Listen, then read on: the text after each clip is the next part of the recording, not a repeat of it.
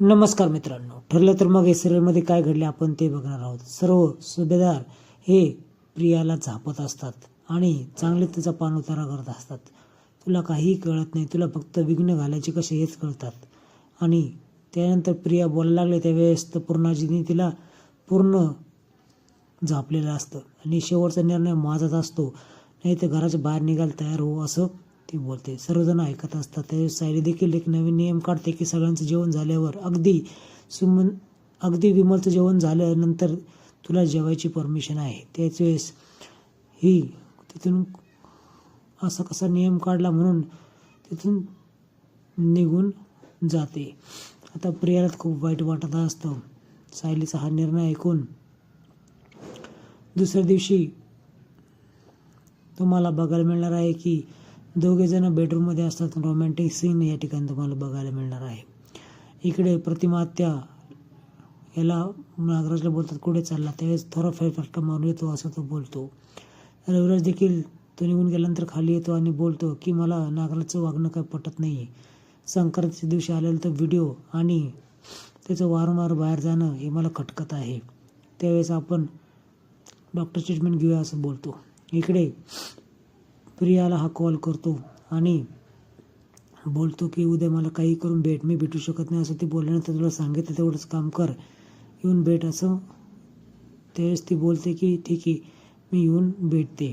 आता हा नागराज फोन ठेवतो आणि ही काहीतरी खाण्यासाठी किचनमध्ये येते. त्याच वेळेस कल्पना तिला पकडते. दुसऱ्या दिवशी मॉर्निंग वॉक घेऊन हे दोघी येतात.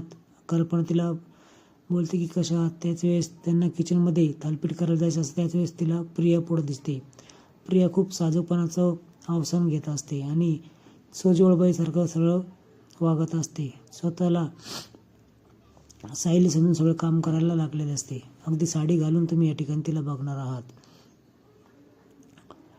अस्मिताला ती इम्प्रेस करायचा प्रयत्न करत असते. अर्जुन त्या ठिकाणी तर ही इथं काय करते असं विचारते. त्याच वेळेस सायली आणि कल्पना बोलतात की हिला नाश्ता करायचा सर्वांसाठी.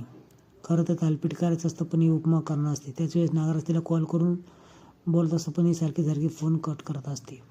त्याच वेळेस सायली टोमणा मारते, एवढाच नाश्ताच काय तू, दुपारचं जेवण आणि संध्याकाळचं जेवण देखील तूच कर, मला खूप कंटाळा आला आहे.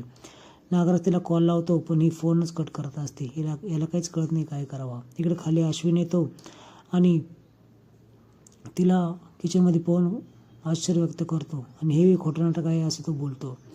इकडे नागराज जाणून बुजून सुमनचा मोबाईल मैपतच्या घरापाशी आणतो. एकदा चालू करतो आणि बंद करतो. हे लोकेशन लगेच पोलिसांना कळतं. पोलीस लगेच अर्जुनला कळवतात. अर्जुन चैतन्याला कळवतो आणि दुसऱ्या दिवशी आपण त्या ठिकाणी जाऊन रीतसर चौकशी करणार आहोत. त्यासाठी पोलिसांची परमिशन काढतो. आता त्या ठिकाणी गेल्यानंतर खूपच महत्त्वाचे डॉक्युमेंट, अगदी सिटी हॉस्पिटलचे डॉक्युमेंट देखील त्या ठिकाणी सायली आणि अर्जुन यांना सापडतात.